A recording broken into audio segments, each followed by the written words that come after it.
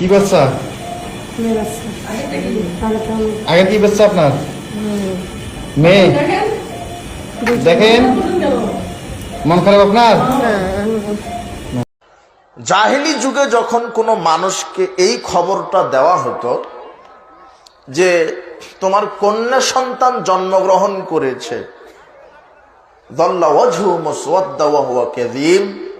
তখন তার চেহারাটা কালো হয়ে যেত, মনোকষ্টে ভুগতেন। কন্যা সন্তান যে হয়েছে এটা সে সহ্য করতে পারত না, এই সংবাদটা যে কন্যা সন্তানের বাপ হয়েছি আমি। হওয়া লাগতো ছেলে সন্তানের বাপ। কন্যা সন্তানের বাপ হয়েছে এই সংবাদটা সে সহ্য করতে পারত না। যখন কোনো পিতাকে বলা হতো যে আপনি কন্যা সন্তানের বাবা হয়েছেন, তখন ওই পিতাটা বাড়িতে গিয়ে কন্যা সন্তানকে জীবন্ত মাটিতে পুঁতে দিতেন, গোপনে, রাতের আধারে, কেউ যেন না দেখে। যেই খবর শুনেছে যে আমার কন্যা সন্তান হয়েছে, দেশবাসী যেন না জানে যে আমার কন্যা সন্তান হয়েছে, এই জন্য রাতারাতি জীবন্ত মাটিতে পুঁতে দিতেন, বিষয়টা গোপন রাখার জন্য। তাহলে জাহেলিয়াত কত খারাপ ছিল। ওমর ইবনুল খাত্তাব রাদিয়াল্লাহু আনহু বলছেন, রাসূল সাল্লাল্লাহু আলাইহি ওয়াসাল্লামের কাছে কায়েস ইবনে আসেম এই লোকটা গিয়ে বলছেন, ইয়া রাসূলুল্লাহ, ইন্নী ওয়াদতু সামানিয়া লি ফি জাহেলিয়া। আমার জাহেলি যুগে 8টা কন্যা সন্তান ছিল। জাহেলি যুগে আমি 8টা কন্যা সন্তানকে জীবন্ত মাটিতে পুঁতে রেখেছি। তো এখন কি অবস্থা? আমি তো এখন ইসলাম কবুল করেছি, এখন সেই পাপ কিভাবে ক্ষমা হবে? তখন রাসূল সাল্লাল্লাহু আলাইহি ওয়াসাল্লাম বললেন, আতিক আন আলা কুল্লি ওয়াহিদাতিন মিনহা রাকাবাতান। প্রত্যেকটা কন্যা সন্তানের জন্য একটা করে দাস মুক্ত করে দাও, তাহলে আল্লাহ ক্ষমা করবেন। কায়েস বিন আসেম তিনি বলছেন যে ইন্নী সাহিবু ইবিল, আল্লাহর নবী আমি তো উটের মালিক, আমি তো দাস দাসীর মালিক নই। তখন তিনি বললেন যে ঠিক আছে, তুমি 8টা উট কুরবানি করে দাও, আল্লাহর কাছে ক্ষমা চাও, আল্লাহ ক্ষমা করবেন। তো অত্র হাদিস থেকে প্রমাণ হয় যে জাহেলি যুগের মানুষ কন্যা সন্তানের সংবাদ সহ্য করতে না পেরে তাদের নিজের কন্যা সন্তানকে জীবন্ত মাটিতে কি করে দিতেন? পুঁতে দিতেন। আপনাদের কি মনে হয় না যে এই পিতার কন্যার উপরে কোনো মায়া ছিল? অবশ্যই মায়া ছিল। কিন্তু মানুষ কি বলবে যে কন্যা সন্তানের পিতা, তাকে জনগণ গালি দিবে, কন্যা সন্তানের বাপ, কন্যা সন্তান জন্ম দিয়েছে। এই অপবাদ তাদের সহ্য হতো না।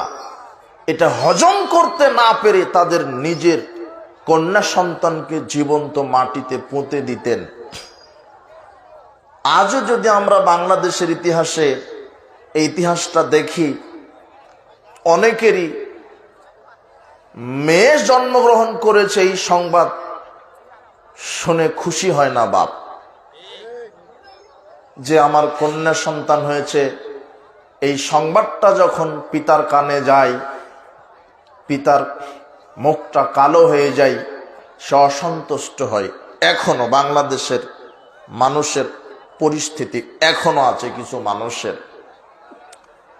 2 বন্ধু একসাথেই চলে, একসাথেই সব খবর রাখে।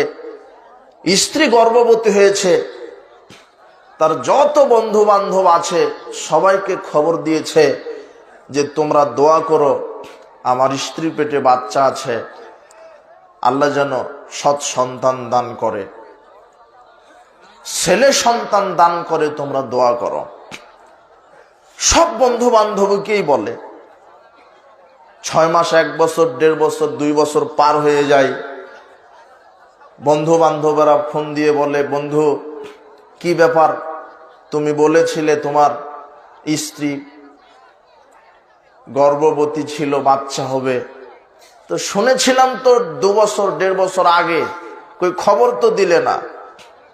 তখন বন্ধু বলে, আহা খবর কি করে দিব বন্ধু, আমি তো আশা করেছিলাম আমার জন্মগ্রহণ করবে ছেলে সন্তান, কিন্তু জন্মগ্রহণ করেছে মেয়ে সন্তান, তাই আমি তোমাদেরকে এই সংবাদটা দেওয়া জরুরি বোধ মনে করি।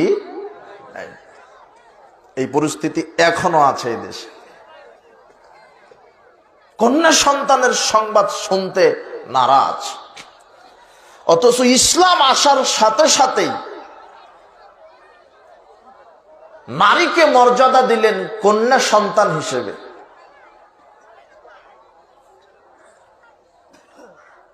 জাবের রাদিয়াল্লাহু আনহু বলছেন, রাসূল সাল্লাল্লাহু আলাইহি ওয়াসাল্লাম বলেছেন, মান আলা জারিয়াতাইন, যে ব্যক্তি তার 2টা কন্যা সন্তানকে প্রতিপালন করবে। দেখেন, একটা কন্যা সন্তানের মর্যাদা পিতার উপরে আল্লাহ কতখানি দিলেন। জাতির নিকটে আল্লাহ কন্যা সন্তানের মর্যাদা, মেয়ের মর্যাদা আল্লাহ কতখানি দিলেন। রাসূল সাল্লাল্লাহু আলাইহি ওয়াসাল্লাম বলছেন যে কোন পিতা যখন তার 2টা কন্যা সন্তানকে লালিত পালিত করে হাত্তা তাবলুগা, বড় হওয়া পর্যন্ত, যা ইয়াউমাল কিয়ামাতি আনা হাকাযা ওয়া জামা সাবিয়াহু, রাসূল সাল্লাল্লাহু আলাইহি ওয়াসাল্লাম বলছেন 2 কন্যা সন্তান প্রতিপালনকারীর পিতা আর আমি মুহাম্মদ সাল্লাল্লাহু আলাইহি ওয়াসাল্লাম একসাথে লাগালাগি ভাবে জান্নাতে থাকব। আর আপনি কন্যা সন্তান, এই সংবাদটা আপনার কাছে খুব ভারী লাগে।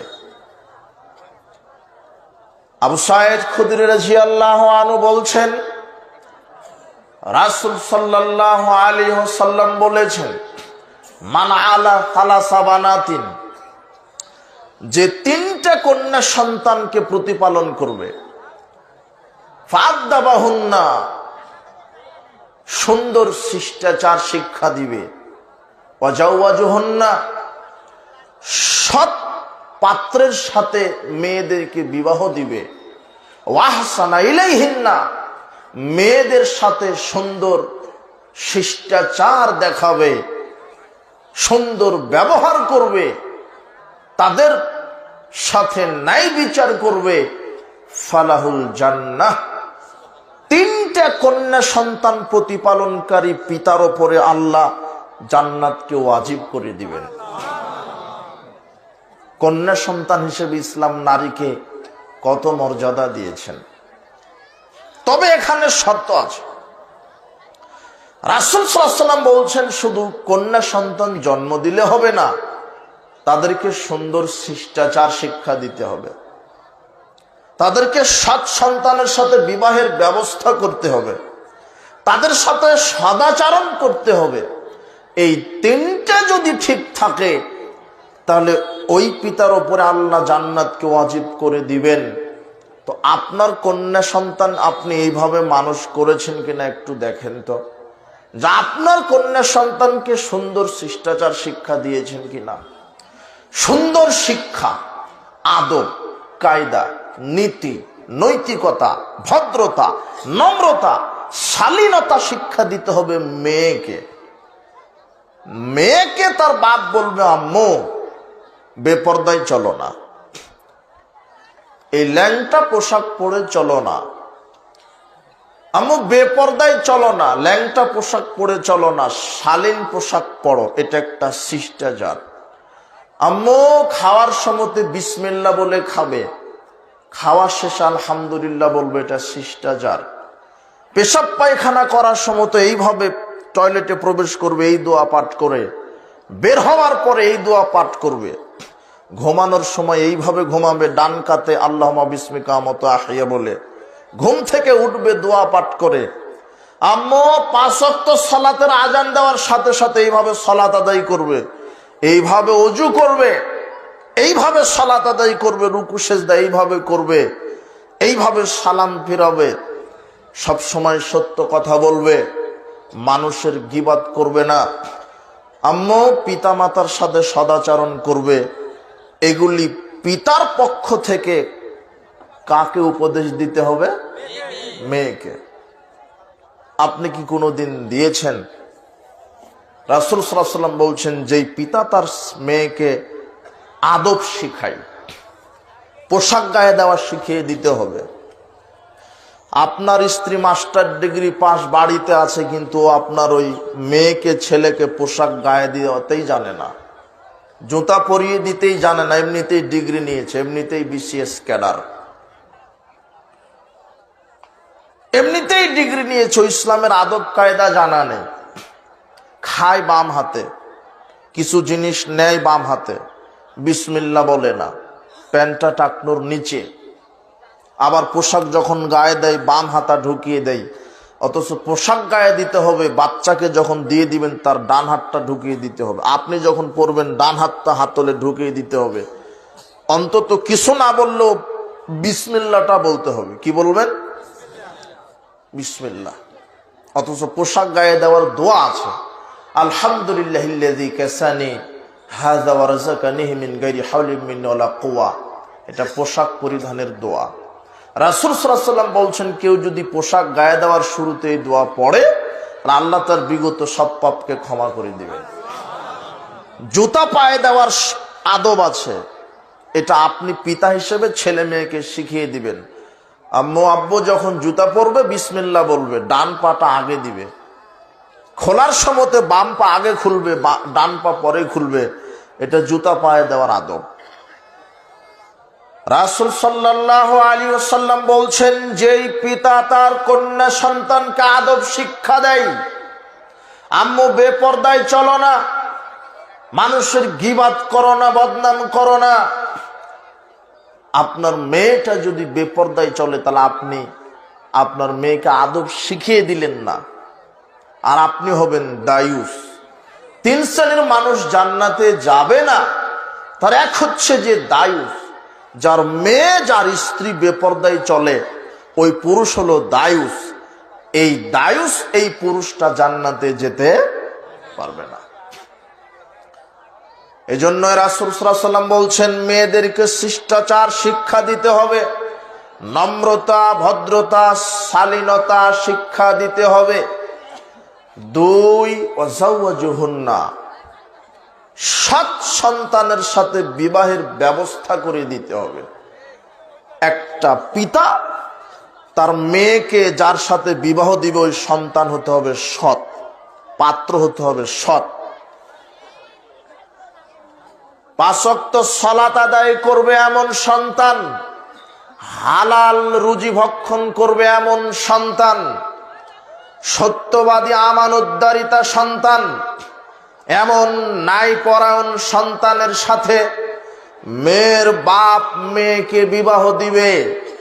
কিন্তু বর্তমান সমাজে অধিকাংশ মেয়ের বাপ সালাত, পাত্র সালাত আদায় করে কি করে না, সত্যবাদী কিনা, মদ পান করে কি করে না, এগুলি দেখার কোনো প্রশ্ন মেয়ের পিতার মাথায় নেই। মেয়ের পিতা একটাই, মেয়ের বাপের মাথায় একটাই আন্দোলন, যে ছেলের ডিগ্রি কত, ছেলে বেতন পায় কত। অথচ ছেলের বেতনটা হালাল না হারাম এটা বিবেচনা করছে না। অথচ আমি যে আমার মেয়েকে যার সাথে বিবাহ দিব, সে 5 ওয়াক্ত সালাত আদায় করে কিনা এটা খোঁজ খবরই রাখে না। অথচ বেনামাজির সাথে মেয়ে বিবাহ দেওয়াই হারাম। বেনামাজির সাথে মেয়ে বিবাহ দিলেও বিবাহ হয়নি, কেননা বেনামাজি মুসলিম না, ও হলো মুশরিক, না হয় কাফের। রাসূল সাল্লাল্লাহু আলাইহি ওয়াসাল্লাম বলছেন, বাইনাল আবদি ওয়া বাইনাল কুফরি তারকুস সালাত, ইন্না বাইনার রাজুলি ওয়া বাইনাশ শিরকি ওয়াল কুফরি তারকাস সালাত। রাসূল সাল্লাল্লাহু আলাইহি ওয়াসাল্লাম বলছেন, মুসলিম আর কাফের মুশরিকের মধ্যে পার্থক্য হচ্ছে সালাত। যে ব্যক্তি সালাত আদায় করে সে মুসলিম, যে 5 ওয়াক্ত সালাত আদায় করে না সে মুসলিম না। ফাইদা তারাকাহা ফাকাত কাফারা, যে ব্যক্তি সালাত আদায় করে না, ছেড়ে দিয়েছে, সে কাফের হয়ে গেছে। এদেশের লক্ষ বাপ পিতা মেয়েকে বিবাহ দেওয়ার সময় এটা বিবেচনায় আনে না যে আমি যেই সন্তানের সাথে বিবাহ দিচ্ছি এই সন্তান হালাল খায় কিনা। হালাল হারামের বিবেচনা নেই। মোটা অঙ্কের বেতন পায় কোথায়?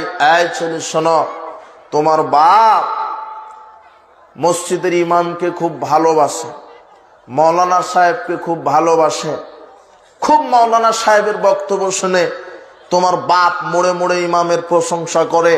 আমার মসজিদের ইমাম যা জানে কেউ জানে না, আমার মসজিদের ইমাম সবকিছু জানে, তার কেরাত সুন্দর, তার বক্তব্য সুন্দর। তোমার বাপ 2 বার হজ করেও এসেছে, এই কথা ঠিক, কিন্তু তোমার বাপ যখন তোমার বোনকে বিবাহ দিতে চাচ্ছে তখন আর মসজিদের ইমামা বা মাওলানার সাথে আর বিবাহ দিবে না। কেন? মসজিদের ইমাম বেতন পাই মাসে 5,000 টাকা, ওর সাথে মেয়ে বিবাহ দিলে মেয়েকে কি খাওয়াবে? তাই তোমার বাপ হাজী সাহেব মেয়েকে বিবাহ দিয়েছে ব্যাংকে যে চাকরি করে তার সাথে, যে বেতন পায় 80,000 টাকা। কত? 80,000। অথচ ব্যাংকে চাকরি করার চাইতে ভিক্ষা করে খাওয়া ভালো। ব্যাংকে চাকরি করে যদি 80,000 টাকা বেতন পেয়ে গরুর গোশ কিনে ইবাদতে আল্লাহকে বলে আল্লাহ আমার দোয়া কবুল করো, তাহলে সূর্য পশ্চিম দিকে উঠে যাবে, তাও ওর দোয়া কবুল হবে না। আর যদি ভিক্ষা করে মাসে 3,000 টাকা ইনকাম করে পুঁটি মাছ কিনে খেয়ে যদি আল্লাহকে বলে আল্লাহ আমার দোয়া কবুল করো, আল্লাহ দোয়া কবুল করে নেবেন। কেন? ভিক্ষা করে ওই টাকাটা হালাল, আর ব্যাংকের সুদের চাকরি ওটা হারাম। এই জন্য আমরা বলেছি যে ভিক্ষা করা খাওয়া ভালো ব্যাংকে চাকরি করার চাইতে। ব্যাংকে চাকরি করা হালাল, সমস্যা নেই, কিন্তু সুদী ব্যাংকে চাকরি করা হারাম। আপনার এই নীলফামারীতে তো কোনো সুদী ব্যাংক নাই, তাই না? জাকাত ভিত্তিক সব ব্যাংক। ব্যাংক জাকাতের টাকা দেয় না, কিসের টাকা দেয়? সুদের টাকা। এই ছেলে শোনো, হাজী সাহেব তার মেয়েকে বিবাহ দিয়েছে ব্যাংকারের সাথে।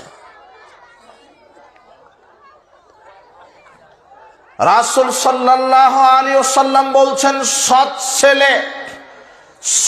ছেলের সাথে মেয়েকে বিবাহ দেয় যেই পিতা, আদব শিষ্টাচার শিক্ষা দেয় যেই পিতা, মেয়েদের সাথে ভালো আচরণ করে যেই পিতা, ওই পিতার ওপরে আল্লাহ জান্নাতকে ওয়াজিব করে দিবেন। তো আপনি দেখেন তো আপনি সেই যোগ্য পিতা হয়েছেন কিনা। আপনার মেয়ে কি ল্যাংটা হয়ে ঘুরে নাকি? আপনার মেয়ে কি ল্যাংটা হয়ে যদি ঘুরে তাহলে আপনি যোগ্য পিতা নন, আপনি হলেন দায়ুস।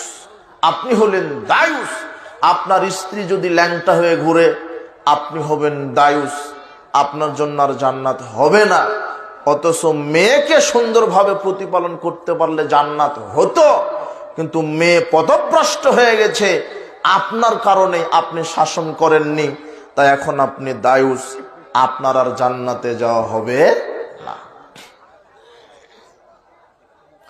রাসূল সাল্লাল্লাহু আলাইহি ওয়াসাল্লাম বলছেন, যেই পিতা তার মেয়েকে সুন্দর শিষ্টাচার শিক্ষা দিবে, সৎ সন্তানের সাথে বিবাহের ব্যবস্থা করে দিবে, মেয়ের সাথে সদাচরণ করবে, মেয়ের সাথে সদাচরণ, মেয়ের সাথে নরম ভাষায় কথা বলবেন, উগ্র মেজাজে নয়, উপদেশ দিবেন সুন্দরভাবে। লোকমান হাকিম তার সন্তানকে উপদেশ দিয়েছিলেন, তুমি শিরক করো না, তুমি সালাত আদায় করো, অনুপরিমাণ যদি আল্লাহর কাছে তুমি পাপ করো আল্লাহ তোমাকে সেটা দেখাবেন, অনুপরিমাণ নেকির কাজ করলে আল্লাহ তোমাকে দেখাবেন। অহংকার করো না, মানুষকে হেয় তুচ্ছ মনে করো না, মানুষকে অবজ্ঞা করো না, দাম্ভিকতার সাথে চলো না, কণ্ঠস্বর নিচু করো। এইভাবে পিতা তার ছেলে মেয়েকে উপদেশ দিবে। আপনি কি উপদেশ দিয়েছেন? কিভাবে উপদেশ দিবেন? আপনার ছেলেটা ইংরেজিতে ফেল করেছে তাই বাড়ি থেকে বের করে দিয়েছেন, 2টা পিটিয়ে 2 লাঠি 10 লাঠি পিটিয়ে ইংরেজিতে ফেল করেছে তাই বাড়ি থেকে বের করে দিলেন, কিন্তু আজানের পরে মসজিদে যায় না, এই জন্য আপনার ছেলে মেয়েকে কিছুই বলতে পারেননি, আপনি অযোগ্য বাপ। মোড়ে মোড়ে গল্প করে, ছেলে একটা আমার হয়েছে, বিশ্ববিদ্যালয়ে পড়ে, ইংরেজিতে ফারেক হয়েছে, ছেলে একটা হয়েছে বিসিএস ক্যাডার, ছেলে একটা হয়েছে ব্যাংকে চাকরি করে, ছেলে একটা হয়েছে একেবারে নায়কের মতো চেহারা, রাস্তায় বের হলে 10 জন নারী লাইন ধরে। বাপ এভাবে গর্ব করছে, বাপ এইভাবে গর্ব করছে যে ছেলে একটা হয়েছে আমার, ব্যাংকে চাকরি করে, খুব গর্ব। কিন্তু ছেলে যে অজু করতে জানে না, এই জন্য বাপের লজ্জা হয় না। অজুই শিখেনি ছেলেটা। ছেলে যে 5 ওয়াক্ত সালাত আদায় করে না, এই জন্য তার লজ্জা হয় না। অথচ রাসূল সাল্লাল্লাহু আলাইহি ওয়াসাল্লাম বলছেন, মুরু আওলাদাকুম বিস-সালাত ওয়া হুম আবনাউস সাব'i সিনিন, সন্তানকে সালাতের জন্য আদেশ করো যখন তার বয়স 7 বছর। অদ্রিবহুম আলাইহা ওয়া হুম আবনাউ 10 সিনিন, 10 বছর হলে পিটিয়ে প্রহার করে সালাত আদায় করাও। ছেলে মেয়ে মাস্টার ডিগ্রি পাশ করেছে, এখনো সালাত আদায় করেন, আপনি কিছু বলতে পারেন না, তার মানে আপনি অযোগ্য বাপ, আপনি অযোগ্য বাপ, আপনি কাপুরুষ পিতা। রাসূল সাল্লাল্লাহু আলাইহি ওয়াসাল্লাম বলছেন, ইয়া মাশারাশ শাবাব মান ইসতাতা মিনকুমুল বাত ফালিতাযাওয়াজ। হে যুবক দল, যদি ক্ষমতা থাকে, যদি ক্ষমতা থাকে দৈহিক, আর্থিক এবং স্ত্রীদেরকে চালানোর যদি শক্তি সামর্থ্য থাকে, তাহলে বিবাহ করো। ক্ষমতা মানে শুধু টাকা ইনকাম করার নয়, যে ভ্যান চালায় সেও মাসে 30-40 হাজার টাকা ইনকাম করে। মোটা অঙ্কের বেতনের চাকরি করার নাম পুরুষত্ব নয়, ক্ষমতা নয়। ক্ষমতা কি? বিবাহের পরে স্ত্রীকে চালানোর নাম ক্ষমতা। স্ত্রী আপনার অনুমতি ছাড়া বাজারে যাবে না, আপনার অনুমতি ছাড়া অন্য কারো বাড়িতে যাবে না, 5 ওয়াক্ত সালাত আদায় করবে। স্ত্রীর পেট থেকে যত সন্তান জন্মগ্রহণ করবে তাদেরকে দিন শিক্ষা দিতে হবে, এর নাম ক্ষমতা। অথচ স্ত্রী সালাত আদায় করে না, আপনি কিছুই বলেন না, আপনার ক্ষমতা নেই, আপনার ক্ষমতা হয়নি। আপনি আপনার স্ত্রীর উপরে ক্ষমতাশীল। আপনার স্ত্রী 5 ওয়াক্ত সালাত আদায় করবে, আপনার স্ত্রী পর্দা করবে, আপনার স্ত্রী গীবত করবে না। রাসূল সাল্লাল্লাহু আলাইহি ওয়াসাল্লাম বলছেন, হে যুবক দল, যদি ক্ষমতা থাকে বিবাহ করো। ক্ষমতা টাকা ইনকাম করা নয়, ক্ষমতা টাকা ইনকাম করার পাশাপাশি স্ত্রীকে শরীয়তের উপরে টিকিয়ে রাখার নাম ক্ষমতা। বলছিলাম, যেই পিতা তার কন্যা সন্তানকে শিষ্টাচার শিক্ষা দিবে, সৎ সন্তানের সাথে বিবাহের ব্যবস্থা করবে, যেই পিতা তার মেয়েদের সাথে সদাচরণ করবে, এই পিতার ওপরে জান্নাত ওয়াজিব হবে, কথা রাসূল সাল্লাল্লাহু আলাইহি ওয়াসাল্লাম বলছেন। কিন্তু অনেক পিতামাতা অসচেতন, ছেলে মেয়ে কোথায় কি করে খবর রাখে না, ছেলে মেয়ে কোথায় কি করে খবর রাখে না। হে উপস্থিত যুবক যুবতী, তোমাদেরকে বলছি, তোমাদের অভিভাবক পিতামাতাকে বলছি, হে অভিভাবক, সম্মানিত অভিভাবক, আপনারা আপনাদের ছেলে মেয়েকে কোরআন হাদিসের ওপরে প্রতিপালন করুন। আপনার ছেলে মেয়ে কোথায় কিভাবে ঘুরে, কোথায় কি খায়, কোথায় কি পান করে, আপনি তদন্ত করুন। আপনার ছেলে 5 ওয়াক্ত সালাত আদায় করে কিনা, আপনার মেয়েটা 5 ওয়াক্ত সালাত আদায় করে কিনা তদন্ত করুন। আপনার মেয়ে কার সাথে ঘুরে, আপনার ছেলেটা কার সাথে ঘুরে তদন্ত করুন। বাংলাদেশের পরিস্থিতি আমেরিকা ব্রিটেনের মতো হয়ে গেছে। তাদের কৃষ্টি কালচার, তার একটা গার্লফ্রেন্ড বয়ফ্রেন্ড সংস্কৃতিতে গার্লফ্রেন্ড বয়ফ্রেন্ড কথাটাই হারাম, গার্লফ্রেন্ড বয়ফ্রেন্ড কথাটাই হারাম। একটা মেয়ের ছেলে বন্ধু থাকতে পারে না, একটা ছেলের মেয়ে বান্ধবী থাকতে পারে না বিবাহের পূর্বে। যুবক, তুমি যেটাকে প্রেম ভালোবাসা বলছো, ইসলাম সেটাকে জেনা বলেছে। তুমি যেটাকে প্রেম ভালোবাসা বলছো, ইসলাম সেটাকে জেনা বলেছে। বিবাহের পূর্বে একটা নারী আর একটা পুরুষ একাকার হতে পারে না। অথচ আপনার মেয়েটা দিন রাত বয়ফ্রেন্ডের সাথে ঘুরে, কোচিংয়ে যায়, আবার শিক্ষা সফরেও যায়। আর আপনাকে ফোন করে বলে, আব্বু কোনো টেনশন করবেন না, আমি তো শিক্ষা সফরে এসেছি বয়ফ্রেন্ডের সাথে। কার সাথে? হলো মালাকুল মউত। বয়ফ্রেন্ড কি? মালাকুল মউত। ও বয়ফ্রেন্ডের সাথে শিক্ষা সফরে গেছে, যেখানে একজন মেয়ে হজ করতে যেতে পারে না তার অভিভাবক ছাড়া। কথা কি বুঝতে পেরেছেন? একটা মেয়ে হজে যেতে পারে না মাহারাম ছাড়া, হয় তার বাপ, না হলে তার ছেলে, না হলে তার শ্বশুর, না হলে তার স্বামী, না হলে তার ভাই। মাহারাম ছাড়া একটা নারী হজ করতে যেতে পারে না। সে জায়গাতে আপনার মেয়েটা শিক্ষা সফরে গেছে জাফলং মালাকুল মউতের সাথে, 3 দিন 7 দিন 5 দিন থাকে। অবাক কথা। আর আপনি 2 বার হজ করে এসেছেন, এই সময়ে গেছে, হাজী সাহেবের মেয়ে গেছে শিক্ষা সফরে। আবার বলছে, আব্বু সমস্যা নাই, আপনি তাহাজ্জুদ পড়েন, আমি আছি বয়ফ্রেন্ডের সাথে। কথা বুঝেননি মনে হয়। নষ্টামি শুরু হয়েছে বাংলাদেশে, পাশ্চাত্য সংস্কৃতি শুরু হয়েছে, তার একটা 31st নাইট শুরু হয়েছে, একটা বিশ্ব বেহায়া দিবস শুরু হয়েছে, আবার পহেলা বৈশাখ শুরু হয়েছে।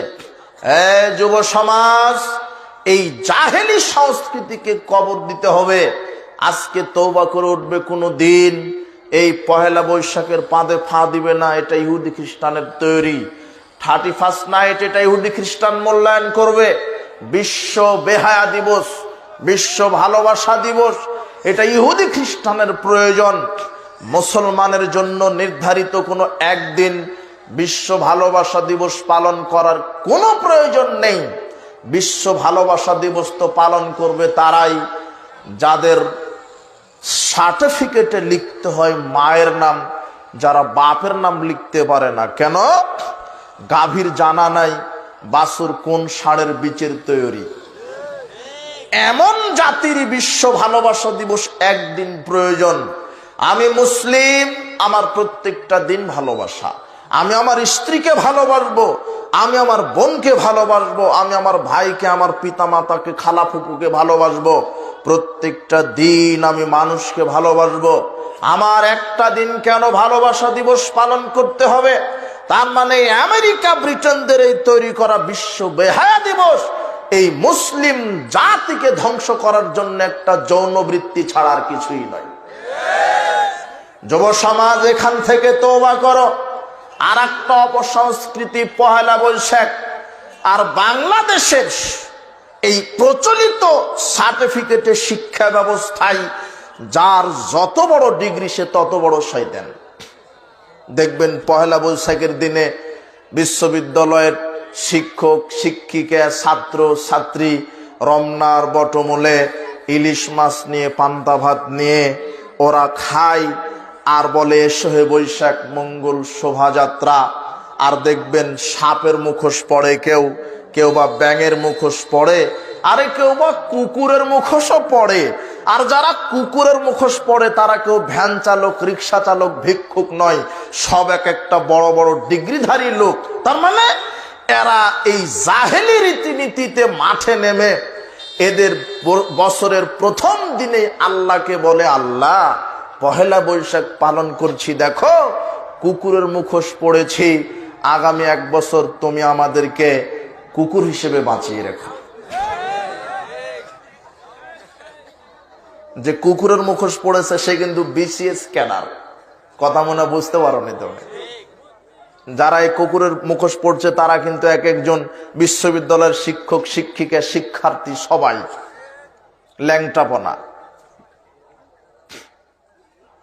ভদ্রলোক, শিক্ষিত লোক, স্কুল কলেজে সাংস্কৃতিক অনুষ্ঠান হচ্ছে, মেয়েটা ক্লাস 9-এ পড়ে, মেয়েটা ইন্টারমিডিয়েট পড়ে, মেয়েটা ওই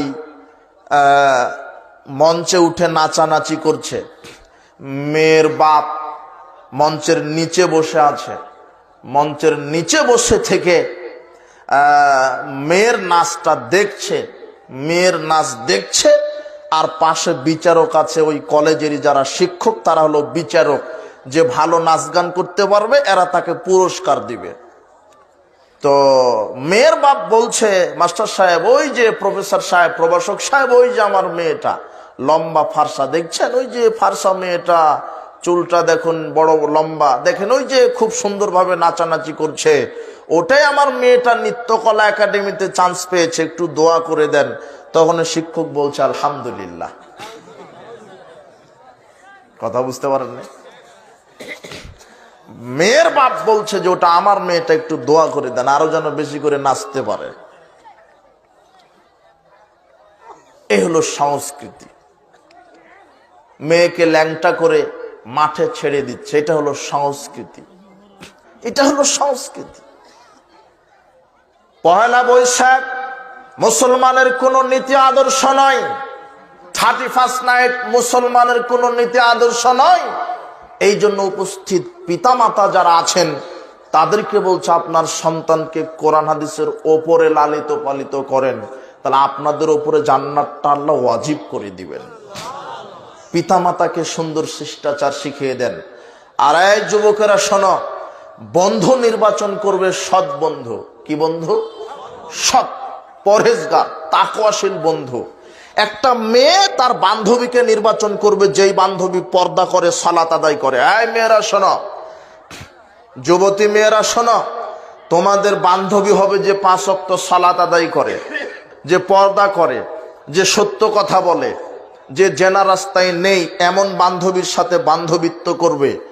যুবকেরা বন্ধু বানাবে ওই বন্ধুকে যে 5 ওয়াক্ত সালাত আদায় করে, তাকওয়াশীল, যে ইসলামকে মানে, যে বেনামাজি নয়, যে বিড়ি সিগারেট জর্দাগুল খায় না, যে মাদক সেবন করে না, যে বেনামাজি নয়, যে জেনার রাস্তায় নেই, এমন পরহেজগার মানুষকে তুমি বন্ধু বানায়। তাহলে কি হবে? রাসূল সাল্লাল্লাহু আলাইহি ওয়াসাল্লাম বলছেন, আর রাজুল আলা দ্বীনি খালিলি, মানুষ তার বন্ধুর প্রভাবে প্রভাবিত হয়। বন্ধু যেমন হয় আর এক বন্ধু তেমন হয়, বান্ধবী যেমন হয় আর এক বান্ধবী তেমন হয়। এ কথা মুহাম্মদ সাল্লাল্লাহু আলাইহি ওয়াসাল্লাম বলছেন। আবু মুসা আশআরী রাদিয়াল্লাহু আনহু বলছেন, রাসূল সাল্লাল্লাহু আলাইহি ওয়াসাল্লাম বলেছেন, মাসালুল জালিসিস সালিহ্ সাওক হামিলুল মিসক নাফিকুল কির। রাসূল সাল্লাল্লাহু আলাইহি ওয়াসাল্লাম বলছেন, ভালো বন্ধুর উদাহরণ ওই যে আতর বিক্রেতার মতো, আর খারাপ বন্ধুর উদাহরণ কামারের হাপড়ালার মতো। ফাহামিলুল মিসক ইম্মা ইহদিয়াক। আতর বিক্রেতার উদাহরণ হচ্ছে, আতর বিক্রেতা তোমাকে এমনিতে আতর দিয়ে দিতে পারে, আং তাবতা মিনহু, অথবা আতর কিনে নিতে পারো, আং তাজিদা মিনহু রিহান তাইয়্যিবা, অথবা আতর যদি আতর বিক্রেতা তোমাকে এমনি নাও দেয়, অথবা তুমি কিনেও না নাও, যখন আতর বিক্রেতা আরেকজন মানুষকে আতর দিতে লাগবে, তখন আতরের গন্ধ তোমার নাকে যাবেই, তুমি ঠেকাতে পারবে না, আতর নাকে গন্ধ আসবেই। নাফিকুল কির আইহুরিকা সিয়াবাক। আর কামারের হাপড়ওয়ালার উদাহরণ খারাপ বন্ধুর মতো, মানে কামার আর হাপড়ওয়ালার কাছে যদি বসে থাকেন, আগুন এসে পোশাক পুড়িয়ে দিবে, নাও যদি দেয় অন্তত ধোঁয়া লাগবে। এই জন্য খারাপ বন্ধুর সাথে যদি আপনার ছেলে ঘুরে, আপনার ছেলে খারাপ হয়ে যাবে, আর আপনার ছেলেটা ভালো বন্ধুর সাথে ঘুরলে ভালো হয়ে যাবে। সঙ্গ দোষে লোহা ভাসে, লোহাটা পানিতে ফেলে দিবেন, লোহা ডুবে যাবে। লোহাটা কাঠের সাথে লাগিয়ে ছেড়ে দিবেন, লোহাও ভাসবে, কাঠও ভাসবে। সঙ্গ দোষে লোহা ভাসে।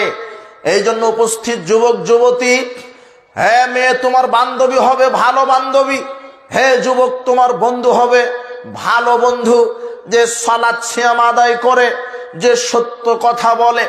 উপস্থিত বৈঠকের পিতামাতা, আপনারা সচেতন হন, আপনার ছেলে মেয়ে কার সাথে বন্ধুত্ব করছে। এই যুবক শোনো, যুবতী মেয়ে শোনো, তোমাদেরকে একটা আশ্চর্য তথ্য দিই। পৃথিবীতে সবচাইতে আপনজন আল্লাহর পরে পিতা মুহাম্মদ সাল্লাল্লাহু আলাইহি ওয়াসাল্লাম, তারপরে মানুষ হিসেবে মানুষের কাছে আপনজন হচ্ছেন সবচেয়ে মা। বলো তো কে? মা। মায়ের মতো আপন কেউ নেই। নিঃস্বার্থ যদি ভালোবাসে, যদিও কোনো কোনো মায়ের স্বার্থ থাকে, এক ছেলের কথা শুনে আর এক ছেলের উপর নির্যাতন করে, এটা হয়ে থাকে। কিন্তু অধিকাংশই ক্ষেত্রে মা স্বার্থহীন ভাবে ছেলে মেয়েকে ভালোবাসে। সবচেয়ে আপন তার মা, তারপরে বাপ, তারপরে স্বামী স্ত্রীর পরিচয়ে সবচেয়ে প্রিয়জন একটা পুরুষের কাছে তার স্ত্রী, সবচেয়ে প্রিয়জন একটা স্ত্রীর কাছে তার স্বামী, সবচেয়ে ভালোবাসার পাত্র পিতামাতার কাছে তার ছেলে মেয়ে। এত ভালোবাসা, এরপরও আল্লাহ বলছেন ইয়াউমা ইয়াফিরুল মারউ মিন আখি ওয়া উম্মিহি ওয়া আবিহি ওয়া সাহিবাতিহি ওয়া বানি। আল্লাহ বলছেন বিচারের মাঠে কিয়ামতের দিন ভয়াবহ প্রকম্পে, ভয়াবহ কম্পনে সন্তান তার মা থেকে পালিয়ে চলে যাবে, স্বামী তার স্ত্রী থেকে পালিয়ে চলে যাবে, সন্তান তার বাপ থেকে পালিয়ে চলে যাবে, ভাই ভাই থেকে পালিয়ে চলে যাবে বিচারের মাঠে। আজকে যেই ভাই আর এক ভাইকে খুব বেশি ভালোবাসে, মহব্বত করে, বিচারের মাঠে পালিয়ে যাবে। আজকে যেই মা তার সন্তানকে খুব বেশি ভালোবাসে, বিচার মাঠে সন্তান মাকে দেখে পালিয়ে যাবে। দেখো, কিন্তু পালাবে না তোমার সৎ বন্ধু। কিভাবে জানো? আল্লাহ বলছেন আল আখিল্লাউ ইয়াউমা ইযিম বাদুহুম লিবাদিন আদুবুন ইল্লাল মুত্তাকিন।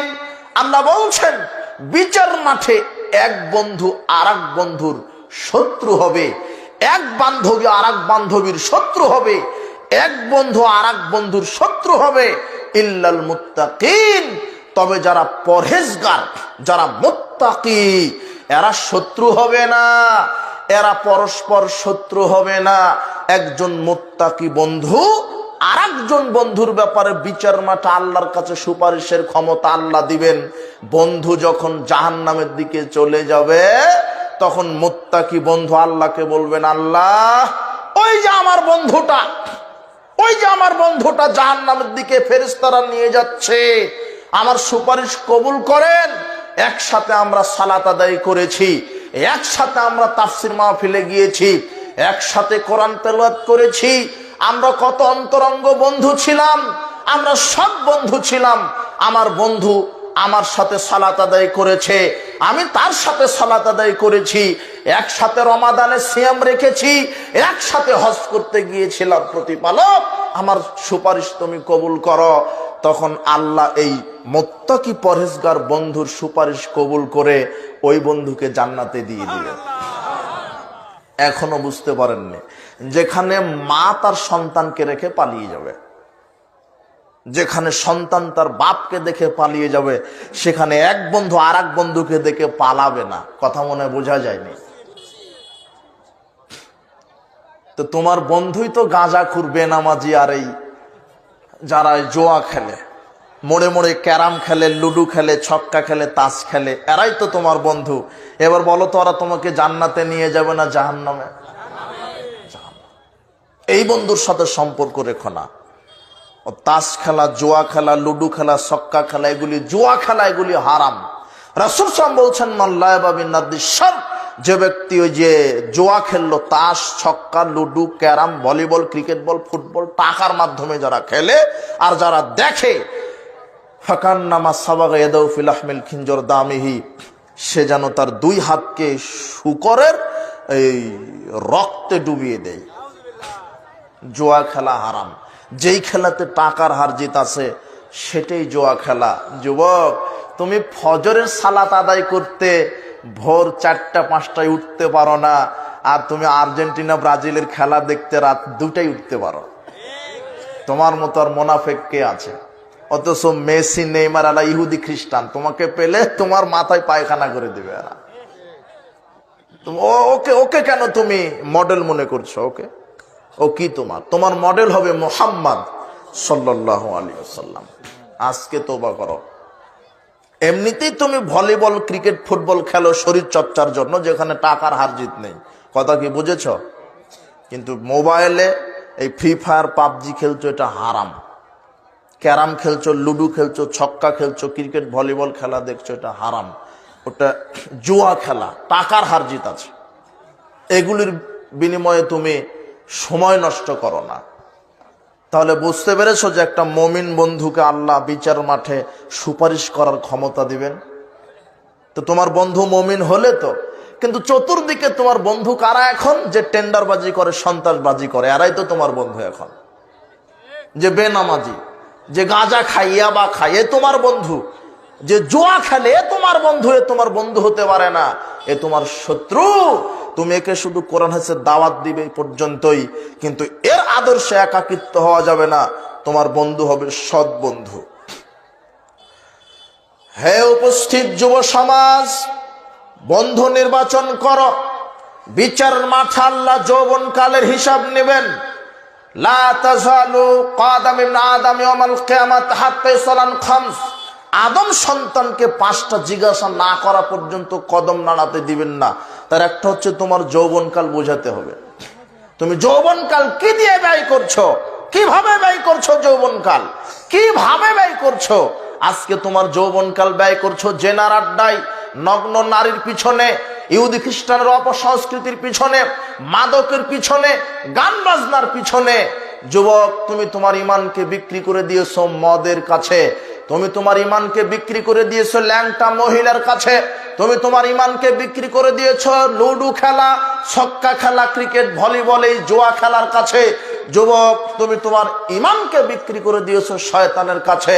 যুবক শোনো, যেই ইমান তোমাকে আজানের পরে মসজিদে নিয়ে যেতে পারেনি, ওই ইমান তোমাকে মরার পরে জান্নাতে নিয়ে যেতে পারবে না, অসম্ভব। আজানের পরে তুমি মসজিদেই যাচ্ছ না, যে ইমান তোমাকে নিয়ে যেতে পারছে না, ওই ইমান কি করে তোমাকে জান্নাতে নিয়ে যাবে? এই খেল তামাশা বাদ দাও। যে ইমান তুমি বিক্রি করেছো নগ্ন গান বাজনার ওপরে, গান বাজনা, এই অশ্লীল গান বাজনা তুমি পরিহার করো, মাদক তুমি পরিহার করো, বিড়ি, সিগারেট, জর্দা, গুল, ইয়াবা। শোনো, বিচার মাঠে 5টা প্রশ্ন আল্লাহ করবেন। তার মধ্যে আছে যৌবনকাল, তার মধ্যে আছে যৌবনকাল। তুমি যৌবনকালকে কিভাবে ব্যয় করছো, আল্লাহ তোমাকে বিচার মাঠে ধরবেন। 7 শ্রেণীর মানুষকে আল্লাহ আরশের ছায়ায় জায়গা দিবেন। তার ওই যুবক, যেই যুবক তার যৌবনকালকে ইসলামের উপরে কাটিয়েছে, আল্লাহর ইবাদতে কাটিয়েছে, ওই যুবককে আল্লাহ আরশের নিচে জায়গা করে দিবেন। এ যুবক, যুবতী, মেয়ে, তোমরা শোনো, যৌবনকালকে আল্লাহর পথে ব্যয় করো। খেল তামাশা করো না, গান বাজনা, নাট্য, সিনেমা নিয়ে ব্যস্ত থেকো না, জোয়া লটারি নিয়ে ব্যস্ত থেকো না, মাদক, জোয়া এগুলি নিয়ে ব্যস্ত থাকো না। তোমার দুনিয়াতে তুমি লাঞ্ছিত হবে, বিচারের মাঠে তুমি লাঞ্ছিত হবে। সাবধান হে যুবক, তুমি আগামী দিনের পিতা হবে, বাপ হবে। তুমি যদি, তোমার চরিত্র যদি আজকে মদখোরের সাথে, তোমার চরিত্র যদি একটা ল্যাংটা নারীর সাথে হয়, তাহলে তোমার শুক্রকীটে যেই সন্তান আসবে সেও তো তোমার মতোই হবে। এই মেয়ে শোনো, তুমি আজকে বয়ফ্রেন্ডের সাথে ঘুরছো, আগামীতে তুমি মা জাতি হবে, মা হবে তুমি। তোমার এই পেট থেকে যেই সন্তান বের হবে সেও তো বয়ফ্রেন্ড, গার্লফ্রেন্ড নিয়ে ঘুরবে। তোমার তো লজ্জা হওয়া দরকার। তুমি যেমন হবে, রাসূল সাল্লাল্লাহু আলাইহি ওয়াসাল্লাম বলছেন, বাপ যেমন হয় বেটা তেমন হয়, মা যেমন হয় বেটি তেমন হয়। বাপ যদি নামাজ না পড়ে ছেলেও পড়বে না, মেয়ে যদি পর্দা না করে, মা যদি পর্দা না করে, মেয়েও পর্দা করবে না। এটাই ঠিক। কথা বুঝতে পারেননি মনে হয়? আচ্ছা, যেই বাপ সালাত আদায় করে না, সে কোনোদিন কি তার সন্তানকে বলতে পারবে বেটা সালাত আদায় করো? কেমন করে বলবো? তো নিজেই শয়তান। যেই মা পর্দা করে না, সে তার মেয়েকে কি বলতে পারবে বেটি পর্দা করো? কেমন করে? তো সে তো নিজেই করে না। তার মানে বাপ যেমন বেটা তেমন হয়, মা যেমন বেটি তেমন হয়। 2-1টা ব্যতিক্রম, 2-1টা। এছাড়া আপনি মিলিয়ে দেখেন সমাজে, দেখেন তাই। এই জন্য উপস্থিত পিতামাতাকে বলছি, সাবধান। উপস্থিত যুবক যুবতী, যৌবনকালকে মূল্যায়ন করো। বলছিলাম, ইসলামী নারীর মর্যাদা কন্যা হিসাবে দেওয়া হয়েছে, মা হিসেবে নারীর মর্যাদা আল্লাহ সুবহানাহু ওয়া তাআলা বলছেন, রাসূল সাল্লাল্লাহু আলাইহি ওয়াসাল্লাম বলছেন, আমি মাতাদের অবাধ্যতা সন্তানের উপরে হারাম করে দিয়েছি। মায়ের সাথে খারাপ আচরণ করবেন না। রাসূল সাল্লাল্লাহু আলাইহি ওয়াসাল্লামকে জিজ্ঞাসা করা হলো, মান আহাক্কু বিহুসনি সাহাবাতি রাসূলুল্লাহ, সবচেয়ে কোন মানুষ আমার কাছে সৌজন্য ব্যবহার পাওয়ার হক রাখে? তিনি বলছেন মা। তারপরে কে? মা। তারপরে কে? মা। তারপরে কে? তোমার বাপ। মায়ের মর্যাদা এখানে কয় গুণ বাড়ানো হয়েছে? 3 গুণ। মায়ের সাথে কোনোদিন বেয়াদবি করবেন না। সুন্দরী স্ত্রী পেয়ে স্ত্রীর কুপরামর্শ শুনে মাকে কষ্ট দিবেন না। মা তো মা, মা কোনোদিন সন্তানের খারাপ চায় না, কথা মনে রাখেন। মাকে কোনোদিন কষ্ট দিবেন না, মাকে কোনোদিন কষ্ট দিবেন না। যে মা 9 মাস 10 দিন পেটে ধারণ করেছে, কষ্ট করে প্রসব করেছে, কষ্ট করে 2 বছর বুকের দুধ পান করিয়েছে, এমনও মা আছে যে সন্তানের যখন অসুখ হয় আল্লাহকে বলে, আল্লাহ সন্তানের যে অসুখটা হয়েছে আমাকে দিয়ে দাও, আর আমার সুস্থতা আমার সন্তানকে দিয়ে আমার সন্তানকে সুস্থ করে দাও। এর নাম হলো মা। তুমি চাকরির ছুটিতে চাকরি করে বাড়িতে যাবে, 2 কেজি আপেল আঙুর নিয়ে যাবে, মা বলবে টাকা খরচ করার কি দরকার? এত খেয়ে মোটা হয়েছেন, তারপরও মা বলবে মনে হয় তুই শুকিয়ে গেছিস, কিছু খাসনি। এর নাম হলো মা। আর শ্বশুর বাড়িতে গেলেই দেখবেন শাশুড়ি শুধু হাতের দিকে তাকাবে, জামাই কি নিয়ে এসেছে। ওর নাম শাশুড়ি আর ওর নাম মা। কথা বুঝেননি? এই যে মা, মায়ের সাথে বেয়াদবি করা যাবে না। মায়ের সাথে বেয়াদবি করবেন না। মা হিসেবে মর্যাদা দিয়েছেন। রাসূল সাল্লাল্লাহু আলাইহি ওয়াসাল্লাম বলছেন জান্নাত হলো মায়ের পায়ের নিচে। তবে আরেকটা হাদিস আছে, জান্নাত শুধু মায়ের পায়ের নিচে নয়, বাপের পায়ের নিচেও। রাসূল সাল্লাল্লাহু আলাইহি ওয়াসাল্লামের কাছে এক সাহাবী এসে বলছেন, আল্লাহর নবী আমি জিহাদে যেতে চাচ্ছি, পরামর্শ চাচ্ছি। তখন তিনি বলছেন, হাল্লাক মিন ওয়ালিদাইন, তোমার কি পিতামাতা জীবিত আছে? তিনি বলছেন হ্যাঁ। বলছেন ঠিক আছে, ফিরে যাও। ফালজামহুমা ফাইনাল জান্নাতা তাহতা আরজুলিহিমা, তুমি পিতামাতার খেদমত করো, কেননা তোমার জান্নাত তোমার পিতামাতার পায়ের নিচে আছে। এতদিন আমরা হয়তোবা শুনেছিলাম যে মায়ের পায়ের নিচে শুধু জান্নাত। আজকে একটু বিষয়টা জানা হলো যে মায়ের পায়ের নিচে নয়, বাপের পায়ের নিচেও কি জান্নাত। তাহলে মা বাপকে সম্মান করতে হবে। এখানে বক্তব্যের বিষয় হচ্ছে নারী জাতির মর্যাদা। এই জন্য মায়ের মর্যাদা সন্তানের উপরে দিলেন। মায়ের সাথে নাফরমানি করলে ওই সন্তানের জান্নাত হবে না। 3 শ্রেণীর মানুষের দিকে আল্লাহ দৃষ্টি দিবেন না, দয়া দিবেন না বিচার মাঠে। তার এক হচ্ছে যারা পিতামাতার সাথে নাফরমানি করে, যারা মাকে কষ্ট দেয়, এদের দিকে আল্লাহ সুনজরে তাকাবেন না, রহমতের দৃষ্টিতে তাকাবেন না। এই জন্য সাবধান, হে সন্তান, মাকে শ্রদ্ধা করবেন, মাকে সম্মান করবেন। মা যাদের মারা গেছে, খালা বেঁচে আছে, এখন খালার খেদমত করবেন। রাসূল সাল্লাল্লাহু আলাইহি ওয়াসাল্লাম বলছেন আল খালাতু বিমানজিলাতিল উম্মি, খালা হলো মায়ের সমান। খালা হলো মায়ের কি সমান। যাদের মা মারা গেছে খালার খেদমত করেন। খালা মানে মায়ের বোন, বুঝেন তো, তাই না? খালার খেদমত করবেন। পৃথিবীতে আশ্চর্য 3টা ইবাদত আছে। কয়টা ইবাদত? পৃথিবীতে আশ্চর্য 3টা ইবাদত আছে, যেই 3টা ইবাদত করলে তওবা ছাড়াই পাপ ক্ষমা হয়ে যায়। কাবিরা গুনাহ করলে তওবা শর্ত। কি শর্ত? কাবিরা গুনাহ, বড় বড় পাপ করেছেন, মানুষ হত্যা করেছেন, জেনা করেছেন, আপনি মদ পান করেছেন, জুয়া খেলেছেন, বড় বড় পাপ, এগুলি থেকে তওবা করতে হয়। তওবা ছাড়া পাপ ক্ষমা হবে না। আর সাগিরা গুনাহ এমনিতেই ক্ষমা হবে কিছু কিছু কারণে। কেমন? এই যে অজু করলে সাগিরা গুনাহ ঝরে পড়ে যায়, সালাতে দাঁড়ালে সব পাপ 2 কাঁধে জমা করেন, যখন সেজদায় যায় তখন সব পাপ মাটিতে ঝরে যায়, এগুলি সাগিরা গুনাহ। পরস্পর 2 হাতে সালাম বিনিময় করলে এই 2 হাতটা পৃথক হওয়ার পূর্বে সব পাপ ক্ষমা হয়ে যায়, এটা সাগিরা গুনাহ। ইমামের সাথে জোরে আমিন বললে সব পাপ ক্ষমা হয়ে যায়, এটা সাগিরা গুনাহ। রমাদানে 30টা সিয়াম রাখলে সব পাপ ক্ষমা হয়ে যায়, সাগিরা গুনাহ। রমাদানে কিয়ামুল লাইল আদায় করলে সব পাপ ক্ষমা হয়ে যায়, এটা সাগিরা গুনাহ। রমাদানে লাইলাতুল কদর উদযাপন করলে সব পাপ ক্ষমা হয়ে যায়, এটা কবিরা গুনাহ। খাওয়া শেষে আলহামদুলিল্লাহিল্লাযী আমানি হাযা ওয়া রাযাকানি মিন গায়রি হাওলিন মিন্নি ওয়ালা কুওয়া, এই দোয়া পাঠ করলে সব পাপ ক্ষমা হয়ে যায়, এটা সাগিরা গুনাহ। মানে কিছু আমলের মাধ্যমে সাগিরা গুনাহ সব আল্লাহ ক্ষমা করে দেন, কিন্তু কাবিরা গুনাহ থেকে পাপ ক্ষমা চাইতে হলে কি করতে হবে? তওবা। তওবা করার 3টা শর্ত। 1, পাপ স্বীকার করতে হয়। আল্লাহ আমি মিথ্যা কথা বলেছি, আল্লাহ আল্লাহ আমি মানুষকে হত্যা করেছি, আল্লাহ আমি জেনায় লিপ্ত হয়েছে, এই যে পাপ স্বীকার করছি, অনুতপ্ত হবেন, পাপ স্বীকার করবেন। 2, অজু করে 2 রাকাত সালাত আদায় করে কান্নাকাটি করবেন। 3 নম্বরে বলবেন আল্লাহ আমি জেনা করেছি এই কথা ঠিক, স্বীকার করছি এই কথা ঠিক, তোমাকে ভয় করি এই কথা ঠিক, আর আমি মরা পর্যন্ত জেনা করব না। আমি মানুষ হত্যা করেছি, 1 কোটি মানুষকে হত্যা করেছি, তুমি জানো আমি জানি, আমি আর মরা পর্যন্ত মানুষ হত্যা করব না। এইভাবে যদি 3টা শর্ত পুরা করতে পারাই, যুবক শোনো, তুমি জেনা করেছ, তুমি মদ পান করেছ, মানুষ হত্যা করেছ, নারীর সাথে জেনা লিপ্ত হয়েছ, আজকে যদি বলতে পারো আল্লাহ আমি ফিরে যাচ্ছি তোমার কাছে, আমি আর মরা পর্যন্ত জেনা করব না, মদ পান করব না, তখন আল্লাহ তোমার বিগত সব পাপ ক্ষমা করে দিবেন। শুধু ক্ষমা করবেন না, আল্লাহ বলছেন আমি তো তোমার সব পাপ ক্ষমা করে দিলাম, তো দিলাম, বিগত যত জেনার পাপ, মদ পানের পাপ, মানুষ হত্যার পাপ, শিরক বিদআতের পাপ, যত পাপ করেছো, আজকে তুমি তওবা করে ফিরে এসেছো, আমি ক্ষমাই করলাম না, বিগত যত পাপ হয়েছিল আমি অনুরূপ সব পাপকে নেকি করে দিলাম। আজকে তুমি তওবা করো, আর কোনোদিন মাদক মুখে দিবে না, আর কোনো নারীর সাথে জেনার গল্প করবে না।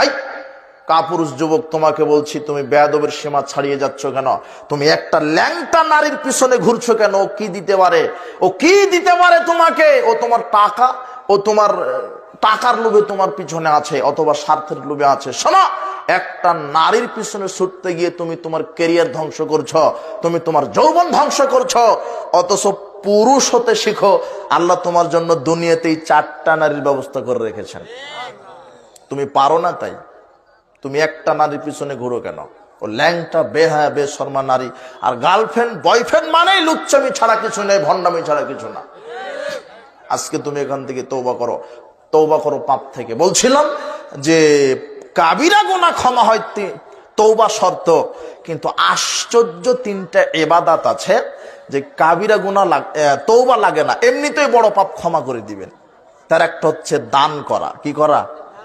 ওই যে একটা হাদিস আপনি শোনেন, পতিতালয়ের নারীকে আল্লাহ কি করে দিলেন? কেন ক্ষমা করে দিলেন? কাকে পানি পান করিয়েছিল?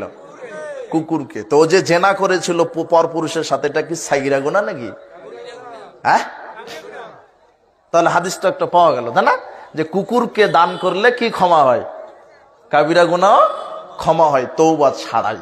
তার মানে বেশি বেশি দান করবেন, গোপনে দান করবেন, প্রকাশ্যে দান করবেন। আর ও তো কুকুরকে পানি দান করে পাপ ক্ষমা হলো। আপনি যদি একটা বৃদ্ধ, মিসকিন, অসহায়, শীত বস্ত্রহীন, রেল লাইনে পড়ে আছে, এমন একটা ব্যক্তি শুয়ে আছে, শীতের কাঁপুনিতে কাঁপছে, একটা অভুক্তকে খাদ্য খাওয়াবেন, চিকিৎসার অভাবে মারা যাচ্ছে, এই ব্যক্তির চিকিৎসা করে দিবেন। একটা ভিক্ষুকের মুখে যদি 1 লোকমা খাদ্য উঠিয়ে দিতে পারেন, ওই 1 লোকমা খাদ্যের বিনিময়ে আল্লাহ আপনার জীবনের সব পাপ ক্ষমা করে দিতে পারেন। আল্লাহ বিচার মাঠে বলবেন, এই আমি অসুস্থ ছিলাম, আমার সেবা করিসনি কেন? তখন আপনি বলবেন, আল্লাহ আপনি কি আবার কিভাবে অসুস্থ হন? তখন আল্লাহ বলবেন, ওই যে তোমার প্রতিবেশী একটা বিধবা নারী অসুস্থ হয়েছিল, তার চিকিৎসার ব্যবস্থা করলেই তো আমার চিকিৎসার ব্যবস্থা হয়ে যেত। আমাকে শীত লেগেছিল, তুমি আমাকে শীতের কাপড় দেওনি কেন? তখন আপনি বলবেন, কি ব্যাপার, আপনাকে শীত লাগে কি করে? তখন আল্লাহ বলবেন, ওই যে রেল লাইন দিয়ে গিয়েছিলে, তার পাশে একটা বৃদ্ধ অথবা বৃদ্ধা লোক শুয়েছিল, কাঁপুনি দিচ্ছিল, একটা কম্বল 200, 250, 500 টাকা দিয়ে কিনে যদি গায়ে জড়িয়ে দিতে, তাহলে তো আমি জান্নাত ওয়াজিব করে দিতাম। খুব সহজ, জান্নাতে যাওয়া খুবই সহজ। মানুষ শরীয়তকে মূল্যায়ন করে না। মানুষকে দান করলে, সহযোগিতা করলে পাপ ক্ষমা হয়, কাবিরা গুনাহ। 2, একটা দোয়া আছে, আলহামদুলিল্লাহ আস্তাগফিরুল্লাহিল্লাযী লা ইলাহা ইল্লা হুয়াল হাইয়ুল কাইয়্যুম ওয়া আতুবু ইলাইহি। এই দোয়াটা কে জানে? কে জানে এই দোয়াটা? আস্তাগফিরুল্লাহিল্লাযী লা ইলাহা ইল্লা হুয়াল হাইয়ুল কাইয়্যুম ওয়া আতুবু ইলাইহি, আস্তাগফিরুল্লাহিল্লাযী লা ইলাহা ইল্লা হুয়াল হাইয়ুল কাইয়্যুম ওয়া আতুবু ইলাইহি। এই দোয়াটা যদি বলেন, আল্লাহ বড় থেকে বড় পাপ ক্ষমা করে দিতে পারে তওবা ছাড়াই। 3, কেউ যদি খালার খেদমত করে, হাদিস আসছে খালার কথা। কিসের কথা? খালা। যদি খালার খেদমত করে, খালা। এক লোক এসে বলছেন, ইয়া রাসূলুল্লাহ ইন্নী আযনাবতু যামবান কাবীরান, আমি বড় পাপ করেছি, আমি কাবিরা গুনাহ করেছি, হাল মিন তাওবাতিন, আমার কি এই বড় পাপের কোনো তওবার ব্যবস্থা আছে? তখন তিনি বলছেন, আচ্ছা আলাকা ওয়ালিদান, তোমার কি পিতামাতা বেঁচে আছে? বলছেন না। ফালাকা খালা, তোমার কি খালা বেঁচে আছে? বলছে হ্যাঁ। তখন তিনি বলছেন তুমি খালার খেদমত করো, আল্লাহ তোমার বড় কাবিরা গুনাহকেও ক্ষমা করে দিবেন। তাহলে তিনটা আমল, দান করবেন, আস্তাগফিরুল্লাহিল্লাযী লা ইলাহা ইল্লা হুয়াল হাইয়ুল কাইয়্যুম ওয়া আতুবু ইলাইহি, এটা বেশি বেশি বলবেন। আর পিতামাতার খেদমত করবেন, পিতামাতা অথবা খালার। এই তিনটা আমলে আল্লাহ বড় পাপকে কি করে দেন? ক্ষমা করে দেন। কথা কি বুঝেছেন? এই যে খালার মর্যাদা ইসলাম দিলেন, নারীর মর্যাদা খালা হিসেবে দিলেন, নারীর মর্যাদা মা হিসেবে দিলেন, নারীর মর্যাদা কন্যা হিসেবে দিলেন, নারীর মর্যাদা বোন হিসেবে দিয়েছেন। এখানে অনেক যুবক আছে, তোমাদের বোন আছে না? বোনকে তোমরা সঠিকভাবে, ভাই হচ্ছে পিতার স্থলাভিষিক্ত, পিতা মারা গেলে পিতার ভূমিকা কে পালন করবে? ভাই। হাদিস আসছে, জাবের রাদিয়াল্লাহু আনহু বলছেন, জাবের রাদিয়াল্লাহু আনহু, রাসূল সাল্লাল্লাহু আলাইহি ওয়াসাল্লাম জাবেরকে বলছেন, এই জাবের, আতাজাওয়াজতা, তুমি কি বিবাহ করেছো? তখন জাবের বলছে হ্যাঁ আমি বিবাহ করেছি। রাসূল বলছেন বিকরান নাম তাইয়্যিবা, তুমি কি কুমারী বিবাহ করেছো না এই তালাক প্রাপ্তা? তখন জাবের বলছে তাইয়্যিবান, আমি তালাক প্রাপ্তা নারীকে বিবাহ করেছি। তো রাসূল বলছেন কি ব্যাপার, তুমি আফালা জারিয়াতান, তুমি একটা কুমারী মেয়েকে বিবাহ করতে পারতে, তুলাইবুহা তুলাইবুকা, সে তোমার সাথে খেলতো, তুমি তার সাথে খেলতে, তুমি তাকে মহব্বত করতে, সে তোমাকে মহব্বত করত, তুমি কেন কুমারী মেয়েকে বিবাহ করলে না? তখন দেখো, এই যুবকেরা যাদের বোন আছে তোমরা শোনো, ভাইয়ের ভূমিকা দেখো। জাবের বলছে আল্লাহর নবী, ইন্নী আহবাবতু আন আতাজাওয়াজা ইমরাতুন, আমি এমন একটা নারীকে বিবাহ করতে চাইলাম, তামশুতুহুন্না ইন্নালি আখাওয়াতিন, আমার 6-7টা বোন আছে। 6টা, কোন বর্ণনায় 6টা আসছে, কোন বর্ণনায় 7টা আসছে। আমার 6টা বোন রেখে আমার বাপ মারা গেছে। জাবেরের কয়টা বোন? 6টা। 6টা বোন রেখে মারা গেছে আমার বাপ। তো আমি চিন্তা করলাম, আমি যদি কুমারী মেয়েকে বিবাহ করি তাহলে আমার বোনের সমবয়সী হয়ে যাবে। এই জন্য আমি তালাক প্রাপ্তা বয়স্ক নারীকে বিবাহ করলাম, যাতে করে মায়ের ভূমিকা পালন করতে পারে। তামশুতুহুন্না, আমার স্ত্রী যেন আমার বোনদেরকে শিষ্টাচার শিক্ষা দিতে পারে। তাজমাউহুন্না, তাদেরকে ঐক্যবদ্ধ করে রাখতে পারে। ওয়া তাকুমু আলাইহিন্না, তাদের উপরে যেন ক্ষমতাশীল হতে পারে, পাহারাদার হতে পারে, মায়ের ভূমিকা রাখতে পারে। এই দেখেন ভাইয়ের চিন্তাধারা দেখেন, কথা বুঝেননি মনে হয়। ভাইয়ের চিন্তাধারা দেখেন যে আমার বোন আছে 6টা, তাদেরকে মানুষ করতে হবে, তাদেরকে সুন্দর শিষ্টাচার শিক্ষা দিতে হবে। তাহলে এইভাবে যদি বোনদেরকে তুমি শিষ্টাচার শিক্ষা দাও, বোনদের যদি মহব্বত করো, তাহলে কি হবে? রাসূল বলছেন যে তোমরা দুনিয়াবাসীদের উপরে রহম করো। একটা ভাইয়ের কাছে তার বোন হচ্ছে রহমতের বস্তু, রহম করবে, ভাই তার বোনের প্রতি দয়া করবে। রাসূল বলছেন কোন ভাই যদি তার বোনের প্রতি দয়া করে, আল্লাহ সেই ভাইয়ের উপরে আল্লাহ তার খাস রহমত বরকত নাজিল করবে। দেখো বোন হিসেবে ভাইয়ের উপরে ইসলাম কি দিলেন? মর্যাদা। বলছিলাম বোন হিসেবে দিয়েছেন, কন্যা হিসেবে দিয়েছেন, মা হিসেবে দিয়েছেন, খালা হিসেবে দিয়েছেন, স্ত্রী হিসেবেও দিয়েছেন। মোহর দিয়ে বিয়ে করতে হবে কাকে? স্ত্রীকে মোহর দিয়ে বিয়ে করতে হবে। আল্লাহ বলছেন তোমরা মোহর আদায় করো, মোহর দিয়েই তোমরা তোমাদের স্ত্রীদেরকে বিবাহ করো। রাসূল সাল্লাল্লাহু আলাইহি ওয়াসাল্লামকে এক সাহাবী বলছেন আমাদের স্ত্রী আমাদের কাছে কি হক রাখে? তখন তিনি বলছেন তুমি যেই মানের খাবে ওই মানের খাওয়াবে, যেই মানের পরবে ওই মানের পরাবে, স্ত্রীকে কোনোদিন গালি দিবে না, স্ত্রীকে কোনোদিন গালি দিবে না, স্ত্রীকে মুখের উপরে মারবে না, নিজের বাড়ি ছাড়া অন্য কোথাও যেতে দিবে না। এই যুবক শোনো, কোনোদিন বিবাহের পরে বউকে মোটরসাইকেল নিয়ে ঘুরবা না, এই ল্যাংটা করে ঘুরবা না। তোমার স্ত্রী তোমার সম্পদ, আর যারা ল্যাংটা করে ঘুরায় ওরা মনে করে আমারও সম্পদ, জনগণেরও সম্পদ। কথা বুঝেননি? ওর লজ্জা ঘৃণা কিছু নেই। আশ্চর্য কথা, মোহর দিলেন আপনি ঘুতা মারা পর পুরুষে, মোহর দিয়েছেন আপনি বাজারে গেছে ঈদের মার্কেট করতে, আপনার স্ত্রী দোকানদার বলছে ভাবি এটা আপনাকে মানাবে ভালো, টাকা দিলেন আপনি, পছন্দ কার? দোকানদারের। অবাক কথা। অথচ আপনি মোটা হোক চিকন হোক আপনি কিনে দিবেন, পছন্দ হলে পরবে, না হলে পরবে না, যদি পছন্দ না হয় ওকে রাখা যাবে না। কথা মনে বুঝেননি? যে মুখের উপরে শুধু তর্ক করে আর শুধু তুলনা দেয়, তোমার কি আছে, তোমার কি আছে, দেখো তো অমুকের গাড়ি বাড়ি আছে, ফ্রিজ আছে, ডিসি এসি আছে, তোমার কি আছে, এই যে সব সময় শুধু তুলনা দেয়।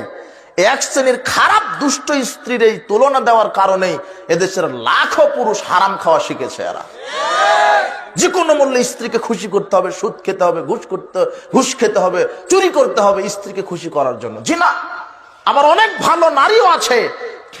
নারী ওই নারী উত্তম নারী যেই নারী তার স্বামীকে বলতে পারবে, স্বামী ভিক্ষা করাও ভালো খাওয়া, আমরা কোনোদিন হারাম খাবো না, রিজিক যা আছে আল্লাহ দিবেন, কোনোদিন অসৎ পথে আমরা খাবো না। এই স্বামী স্ত্রীর প্রতি আল্লাহ বরকত রহমত নাজিল করবে। এই স্ত্রী ভালো। শোনেন, হারামে কিন্তু বরকত হয় না, কথা বুঝেছেন? কোনোদিন হারাম খাবেন না, হারাম খেলে দোয়া ইবাদত কবুল হবে না। আর হারামখোর এত খারাপ, হারামখোরের জন্য দোয়া করাও হারাম। যে বিড়ি খায়, সিগারেট খায়, জর্দা খায়, গুল খায়, সুদ খায়, ঘুষ খায়, দুর্নীতি করে, চুরি করে, এদের জন্য দোয়া করাটাও হারাম। কথা বুঝেছেন? যে বলতে পারবেন আল্লাহ তুমি তার উপর রহম করো, তার পাপ ক্ষমা করো, তাকে সুস্থতা দান করো, তাকে জান্নাত দান করো, এইভাবে দোয়া করাটাও হারাম। কার জন্য? কার জন্য? হারামখোরের জন্য। ও কত বড় হারামখোর। এই জন্য হারাম খাবেন না। হারামে কিন্তু বরকত নেই, হালালেই বরকত। কিসে বরকত? হালাল। আর এই যুবক শোনো, কোটি টাকা ইনকাম করা সফলতা নয়। হারামে যদি কোটি টাকা ইনকাম করো ওটা সফলতা নয়, হালালে যদি মাসে 10,000 5,000 টাকা ইনকাম করো এটাই হলো সফলতা। কথা বুঝেছেন? সারা পৃথিবীর মালিক আপনাকে বানিয়ে দেওয়া হলো, কিন্তু আপনার কপালে জান্নাত নাই, আপনার কি মূল্য? আর আপনার দুনিয়াতে কিছুই নাই, কিন্তু আপনি জান্নাতের মালিক, আপনি হলেন সবচাইতে ধনী মানুষ। কথা বুঝেছেন? এই জন্য হালাল খাদ্য খাবেন। যুব সমাজ হালাল খাদ্য খাবে, কোনোদিন হারামে পা বাড়াবে না। বলছিলাম যে স্ত্রী হিসেবে স্বামীর উপরে মর্যাদা দিয়েছে। স্ত্রীকে খেতে দিতে হবে, পড়তে দিতে হবে, চিকিৎসার ব্যবস্থা, ঘর বাড়ি দিতে হবে, তার সকল নিরাপত্তা সিকিউরিটি কার উপরে? স্বামীর উপরে। দেখেছেন স্ত্রীর মর্যাদা? কিন্তু স্ত্রী আসলে ইসলাম স্ত্রী নারীদেরকে রাজরানী হয়ে থাকার ব্যবস্থা করে দিয়েছে, কিন্তু পাশ্চাত্য সভ্যতা জাহেলিয়াত নারী ক্ষমতায়নের নামে নারীকে এখন চাকরানির জায়গায় বসিয়ে দিয়েছে। নারী এখন হয়েছে চাকরানি। ও চাকরি করবে, ও ইট পাটকেল ভাঙবে, ও কলকারখানায় কাজ করবে। জি না, ইসলাম নারীর ওপরে অর্থ ইনকামের দায়িত্ব দেয়নি। অর্থ ইনকামের দায়িত্ব কার উপরে দিয়েছে? পুরুষদের উপরে। কথা বুঝেছেন? আরে নারী তো থাকবে রাজরানী হয়ে, ওকে খেতে দিবে, পড়তে দিবে। বলছিলাম উপস্থিত বৈঠকের মুসলিম দিনী ভাই বোন, ইসলামের নারীর মর্যাদায় যেগুলি মা হিসেবে, স্ত্রী হিসেবে, কন্যা হিসেবে, বোন হিসেবে, খালা হিসেবে নারীর মর্যাদা ইসলাম দিয়েছে। কাজেই উপস্থিত বৈঠকের মুসলিম দিনী ভাই বোন, আপনাদেরকে বলছি যে আপনারা নিজের জীবনকে পরিবর্তন করুন এবং সহিহ হাদিসের উপরে। আর নারীদেরকে বলছি আপনারা স্বামীর অবমূল্যায়ন করবেন না। স্বামী কষ্ট করে হালাল ইনকাম করে যেভাবেই হোক স্বামীর শুকরিয়া আদায় করবেন। বিচার মাঠে আল্লাহ ওই নারীর দিকে রহমতের দৃষ্টিতে তাকাবেন না যেই নারী স্বামীর শুকরিয়া আদায় করে না। স্বামী ভ্যান চালক হোক, রিক্সা চালক হোক, ভিক্ষুক হোক, হালাল ইনকাম করে যদি একটা মোটা কাপড় কিনে দেয় ওটাতেই বলবেন আলহামদুলিল্লাহ, আমি খুশি। তাহলে এই আপনাদের উপরে আল্লাহ রহমত বরকত নাজিল করবেন। স্বামীর মূল্যায়ন করবেন। হাসবুকা মিন নিসাইল আলামিন, রাসূল বলছেন হাসবুকা মিন নিসাইল আলামিন। চারটি নারীর বৈশিষ্ট্য অর্জন করা নারীদের জন্য যথেষ্ট হবে। এক, ফাতেমা বিনতে মুহাম্মদ, খাদিজা বিনতে খুয়াইলিদ, মারিয়াম বিনতে ইমরান, আসিয়া বিনতে মুজাহিম। এই চারটা নারীর বৈশিষ্ট্য। নারী সমাজ আপনার আদর্শ হবে খাদিজা রাদিয়াল্লাহু আনহার মতো, আপনার বৈশিষ্ট্য হবে ফাতেমা রাদিয়াল্লাহু তাআলা আনহার মতো, আপনার বৈশিষ্ট্য আদর্শ হবে মারিয়াম আলাইহিস সালামের মতো, আপনার আদর্শ বৈশিষ্ট্য হবে আসিয়া আলাইহিস সালামের মতো। চারটা নারী। তবে আর একটা নারী আছে আয়েশা। ইন্না ফাযলা আয়েশা তাআলান নিসায়ে, রাসূল বলছেন আয়েশার মর্যাদা সমস্ত নারীদের উপরে তেমন কাফাজলি সারিদ আলা সাইরিত তাম, যেমন সারিদ খাদ্যের মর্যাদা সমস্ত খাদ্যের উপরে, তেমনি সমস্ত নারীদের উপরে মর্যাদা তেমন আয়েশার মর্যাদা। আয়েশার মতো হতে হবে। কাজেই মা বোনদেরকে বলছে আপনার আদর্শ হবে আয়েশা রাদিয়াল্লাহু তাআলা আনহার মতো, খাদিজা ফাতেমার মতো। জান্নাতে আদর্শ নারী, শ্রেষ্ঠ নারী চারজনই, এই খাদিজা রাদিয়াল্লাহু আনহা, ফাতেমা রাদিয়াল্লাহু আনহা, মারিয়াম আলাইহিস সালাম, আসিয়া আলাইহিস সালাম, এই চারটা নারী হচ্ছে জান্নাতের শ্রেষ্ঠ নারী। রাসূল সাল্লাল্লাহু আলাইহি ওয়াসাল্লাম এই চারটা নারীর কথা উল্লেখ করে বলছেন সারা পৃথিবীর সব নারী জান্নাতে যাওয়ার জন্য চারটি নারীর আদর্শ যথেষ্ট। কোন নারীর মধ্যে যদি চারটা নারীর আদর্শ গুণ থাকে, ওই নারীকে আল্লাহ জান্নাতে প্রবেশ করাবেন। আজকের বক্তব্যের শেষ নারীদের সম্পর্কে হাদিস, যে নারী যদি চারটা কাজ করতে পারে, এক, ইজা সল্লাত খমসা, যখন কোন নারী 5 ওয়াক্ত সালাত আদায় করবে। 2, ও সামাত সাহারা, রমাদানের সিয়াম পালন করবে। 3, ও হাসানাত ফারজাহা, লজ্জাস্থানের হেফাজত করবে। 4, ওয়াতাত বালাহা, স্বামীর আনুগত্য খেদমত করবে, স্বামীর খেদমত করবে, স্বামীকে মূল্যায়ন করবে। ফালতাদখুল মিন আইয়ুন আবওয়াবিল জান্নাতি 7, আল্লাহ সুবহানাহু ওয়া তাআলা নারীর জন্য জান্নাতের 8টি দরজায় খুলে দিবেন। কাজী বলছিলাম ইসলাম নারীর মর্যাদা দিয়েছে। আর বিশেষ করে যুবক, তোমরা তোমাদের জীবনকে ইসলামের আলোকে সাজাও, আল্লাহ তোমাদেরকে কবুল করুন। যুব সমাজকে, যুবকদের রক্তের বিনিময়ে ইসলাম কায়েম হয়েছে। আগামী বাংলাদেশ গড়তে হবে তোমাদেরই আন্দোলনের মাধ্যমে। তোমরাই যদি কঠোর ভূমিকা পালন করতে পারো, আজকে এই নীলফামারী, ডিমলা, জলঢাকা উপজেলার যুব সমাজ তোমাদেরকে ঐক্যবদ্ধ হয়ে বলছি, তোমরা রাস্তাঘাটে আন্দোলন তো করেছো, ঠিক আছে, ঠিক আছে, ওটা ঠিক আছে, কিন্তু আন্দোলনটা হতে হবে ইসলাম কায়েমের আন্দোলন। কি কায়েমের আন্দোলন? এই দুনিয়ায় তুমি এই মাত্র ওই কোটা আন্দোলন নিয়ে চাকরি করে খাবে, এটা সফলতা না। সফলতা হচ্ছে আমাকে জান্নাতে যেতে হবে। কি জান্নাত? আমার আন্দোলন হবে ইসলামের আন্দোলন, আমার আন্দোলন হবে তাওহীদের পক্ষে আন্দোলন। বাংলাদেশে যেদিন তাওহীদের পক্ষে আন্দোলন হবে, সেদিনই ইসলাম পরিপূর্ণভাবে কায়েম হবে ইনশাআল্লাহ। আর এই ব্যালেট বুলেট গণতন্ত্র দিয়ে ইসলাম কায়েম হবে না, কোনোদিন সম্ভব না। ইসলাম কায়েম হবে ইসলামের নীতিতে। কোন ইহুদি খ্রিস্টানের পচা তন্ত্র মন্ত্র ইসলাম কায়েম হতে পারে না। এই গণতন্ত্র হারাম, এই ন্যাশনালিজম হারাম, এগুলি কুফরি তন্ত্র। এরপরে সোশ্যালিজম, এরপরে কমিউনিজম, ক্যাপিটালিজম, সেকুলারিজম, এগুলি ইহুদি খ্রিস্টানের তৈরি করা। এই মতবাদে তোমার দাড়িওয়ালা টুপিওয়ালা হুজুর যতই ক্যানভাস করুক, গণতান্ত্রিক পদ্ধতিতে বাংলাদেশ ইসলাম কায়েম হবে না। একমাত্র ইসলাম কায়েম হবে মুহাম্মদ সাল্লাল্লাহু আলাইহি ওয়াসাল্লামের ইসলামী খেলাফাতন্ত্রে। এছাড়া এই ইহুদি খ্রিস্টানের পচা মতবাদে কখনো কোশ্চেনকালেও বাংলার জমিন ইসলাম কায়েম হবে। গণতন্ত্র কুফরি মতবাদ, এটা স্মরণ রাখবে। গণতন্ত্রের প্রবক্তা হচ্ছে আব্রাহাম লিঙ্কন, খ্রিস্টান মানুষ। রাজনীতি করা ফরজ। এই যুবকেরা তোমরা শুনে রাখো, রাজনীতি করতে হবে অবশ্যই। আমরা ইসলামী খেলাফা, ইসলামী রাষ্ট্র বাংলাদেশে দেখতে চাই, এটাও ঠিক, কিন্তু রাজনীতি করতে হবে মুহাম্মদ সাল্লাল্লাহু আলাইহি ওয়াসাল্লামের রাজনীতি, ইসলামী খেলাফা, ইসলামী শরিয়া। বর্তমানে বাংলাদেশে যেই প্রচলিত রাজনীতি আছে, এই রাজনীতি করা টোটালি হারাম। এটা একটা গুমতন্ত্র, হত্যাতন্ত্র, মামলাতন্ত্র। এটা একটা জি ইসলামী খেলাফা, রাসূল সাল্লাল্লাহু আলাইহি ওয়াসাল্লামের তরিকা ইসলামী খেলাফা। ইসলামী খেলাফা হবে সিলেকশনে, আর গণতন্ত্রের নেতা নির্বাচন হয় ইলেকশনে, মানে ভোট পদ্ধতিতে। প্রচলিত ভোট পদ্ধতি, যেটা অযোগ্য লোক নেতা হবে। দেখো, তোমার মাদানী সাহেব দাড়ি টুপিওয়ালা হুজুর এমপিতে দাঁড়িয়েছে, আর এই খুঁটিটা হলো হিরো আলম এমপিতে দাঁড়িয়েছে। কে দাঁড়িয়েছে গো? হিরো আলম। এই যে মাদানী সাহেব 50টা ভোট পেয়েছে 50 জন আলেমের, আর হিরো আলম 51টা ভোট পেয়েছে লুচ্চা দ্বারা তাদের। বলো তো এমপি কে? হিরো আলম। এটা হলো গণতন্ত্র। তাই তো তোমার এই হুজুর হতে পারছে না, আর ওই হুজুরও গণতন্ত্রকে মেনে নিয়েছে, যার কারণে হতে পারছে না। তাহলে বাংলাদেশে এখন হুজুরদের ভূমিকা কি? আকীদা আমলের বিপ্লব ঘটাতে হবে। 64টা জেলাতে, 68,000 গ্রামে মাওলানা সাহেবদেরকে গিয়ে গিয়ে দার্স দিতে হবে, দাওয়াত দিতে হবে। শোনো, প্রচলিত ভোট পদ্ধতি হারাম, ভোট দেওয়া হারাম, প্রচলিত ভোট পদ্ধতি হারাম। ইসলামী নেতা নির্বাচন হবে সিলেকশন। কিভাবে? দেশের মোট 50 জন 10 জন ব্যক্তি, যোগ্য ব্যক্তি, এক প্ল্যাটফর্মে এক মঞ্চে উঠে ভেবেচিন্তে ঘোষণা দিবে, আমরা আগামীকাল থেকে বাংলাদেশে প্রধানমন্ত্রী দেখতে চাচ্ছি অমুক পরহেজগার আলেমকে। 1 সেকেন্ডে বাংলাদেশের নেতা নির্বাচন হয়ে যাবে। যেদিন নেতা নির্বাচন যিনি হবেন, উনি নিজে তখন মন্ত্রীদেরকে নিয়োগ দিবেন, এমপিদেরকে নিয়োগ দিবেন, চেয়ারম্যানকে নিয়োগ দিবেন, মেম্বারকে নিয়োগ দিবেন।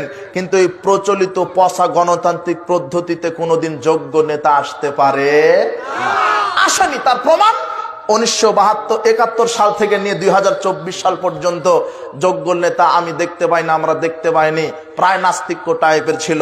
তাই তো গণতন্ত্র একটা চুরিতন্ত্র। আরে এই গণতান্ত্রিক পদ্ধতিতে নেতা নির্বাচন করতে গিয়ে একটা মেম্বার হতে লাগে 1 কোটি টাকা। কত কোটি টাকা? 1 কোটি টাকা। জি হ্যাঁ ঠিক। কত কোটি টাকা? 1 কোটি টাকা। ও না, থামেন থামেন না, এমনও তো হতে পারে যে একবারে ফজর পর্যন্ত ওয়াজ করে ফজর পড়ে চলে যাব নাকি। আর এখন যদি ছেড়ে দিই তাহলে তো ফজর নাও হতে পারে। কায়দা তো আমাদেরও জানা আছে নাকি, এই মোহাম্মদ ভাই?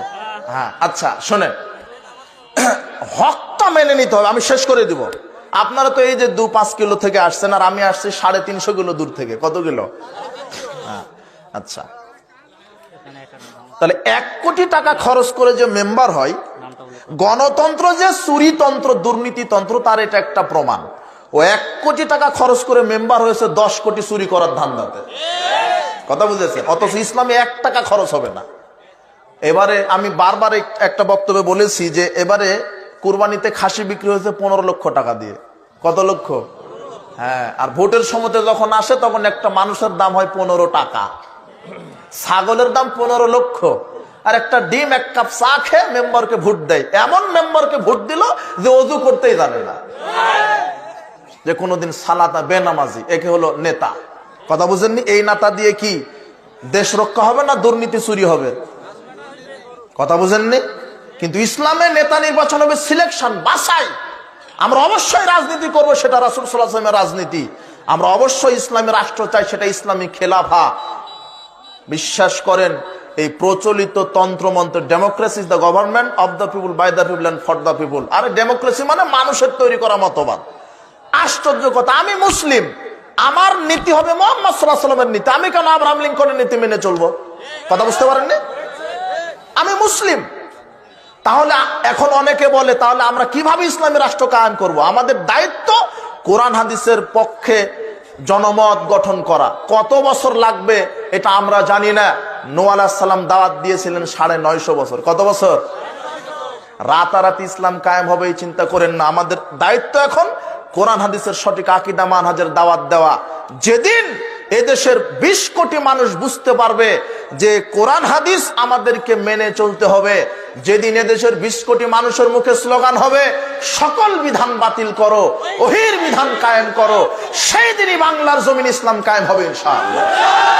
কথা বুঝেছেন? সেদিনই, যেদিন এদেশের যুব সমাজ সঠিক ইসলাম বুঝতে পারবে। আর এটা তো দুনিয়াবি গণবিপ্লব হয়েছে।